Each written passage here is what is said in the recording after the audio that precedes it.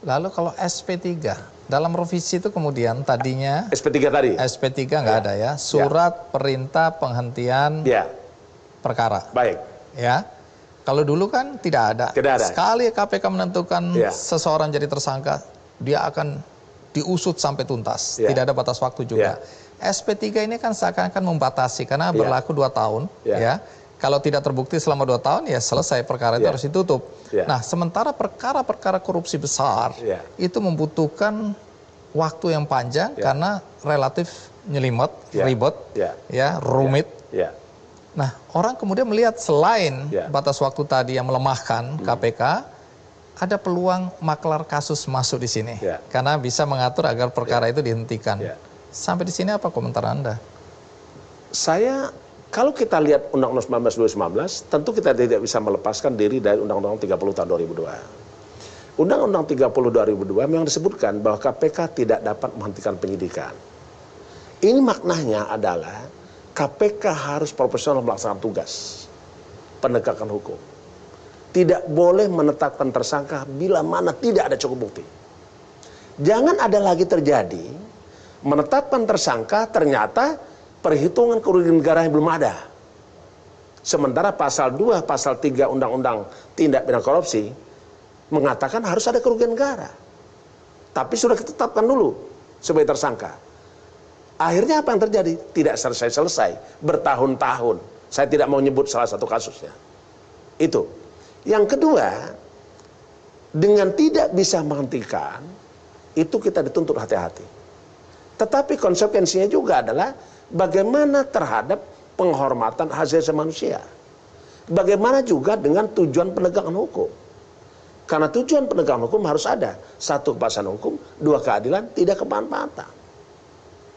Lah kalau orang tidak pernah, karena tidak mampu diminta pertanggungjawaban pidananya, karena mungkin sakit permanen dan lain-lain, dan itu ada. Sampai hari ini belum kita hentikan. Sudah hampir 85 tahun umurnya. Belum kita hentikan.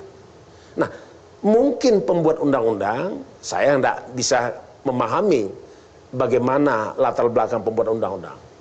Undang-Undang 19 2019 memberikan ruang untuk menjamin kepastian hukum.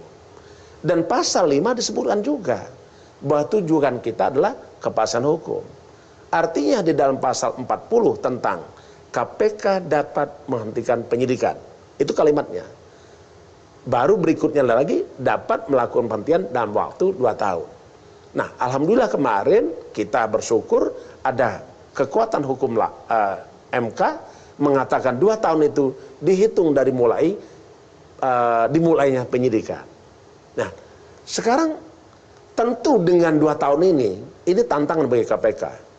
Ini terkait dengan arahan presiden. Apa kaitannya? Sumber daya manusia KPK harus berkualitas. Ini kaitannya, Pak Bang Andi. Karena kalau kita tidak berkualitas, maka tidak mungkin kita bisa menyelesaikan penyidikan suatu perkara dalam waktu 2 tahun. Sehingga yang terjadi, Anda jelaskan tadi bahwa ada orang yang terzolimi gitu ya, sampai dia meninggal pun kasusnya masih menggantung. Masih menggantung. Nah, soal di bawah kepemimpinan Anda, KPK itu miskin prestasi. Ya, ICW pernah mengeluarkan data, ya, pada saat Anda memimpin, ya ini tahun lalu 2020, itu hanya melakukan tangkap tangan sebanyak 7 kali. Sementara sebelumnya tahun 2000 awal sebelum 19 itu ada 21 kali dan 2018 30 kali.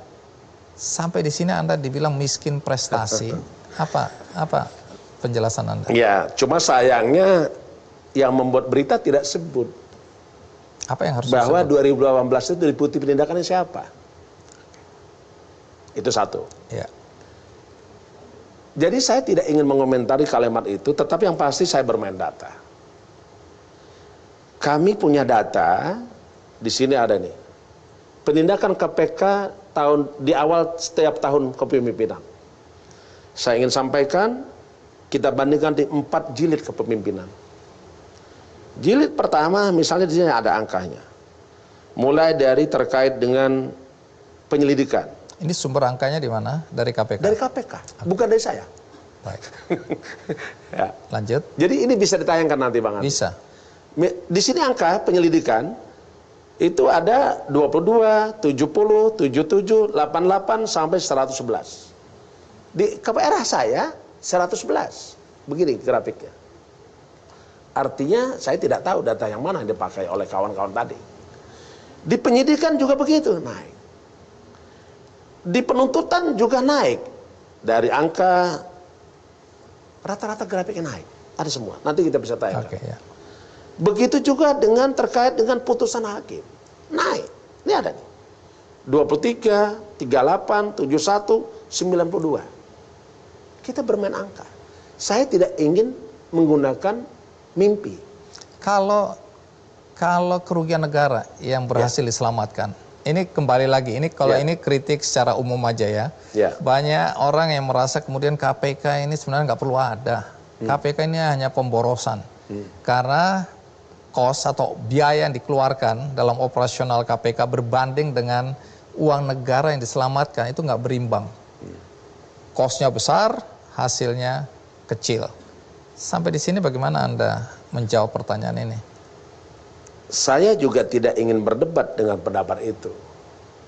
Tetapi perlu saya sampaikan bahwa pemberantasan korupsi itu tidak cukup dengan cara penangkapan. Tetapi setidaknya yang kita kembangkan mulai dari membuat orang sadar tidak mau untuk korupsi. Apa yang dilakukan? Kosnya? Berapa uang yang diselamatkan sehingga orang tidak mau korupsi? Itu tidak bisa dihitung angkanya. Kedua adalah dengan proses strategi pencegahan. Berapa uang negara yang diselamatkan oleh KPK karena orang tidak jadi korupsi karena tidak ada peluang. Tidak ada kesempatan karena sistemnya kita perbaiki. Berapa jumlah potensi kerugian negara yang kita lakukan dalam penyelamatan aset negara, aset BUMD, aset BUMN. Yang angkanya di tahun 2020 sebesar 592,1 triliun. Itu angka yang diselamatkan. Belum lagi yang sebenarnya diselamatkan sebelum terjadi. Ya, ditambah lagi dengan penindakan. Penindakan ada yang bersumber dari uang pengganti, ada uang denda yang masuk kepada PNBP. Pendapatan negara bukan pajak. Ya. Jadi pemberantasan korupsi itu tidak hanya bisa dilihat dari berapa orang ditangkap. Kalau kita hanya dilihat dengan berapa orang ditangkap, itu hanya satu indikator keberhasilan pemberantasan korupsi. Oh, kecil sekali penangkapannya.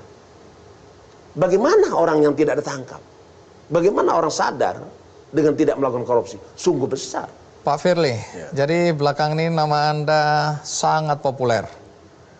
Orang begitu nyebut Firly Bahuri, semua orang langsung tahu. Ketua KPK. Tapi banyak orang yang tidak tahu persis ya latar belakang kehidupan Anda.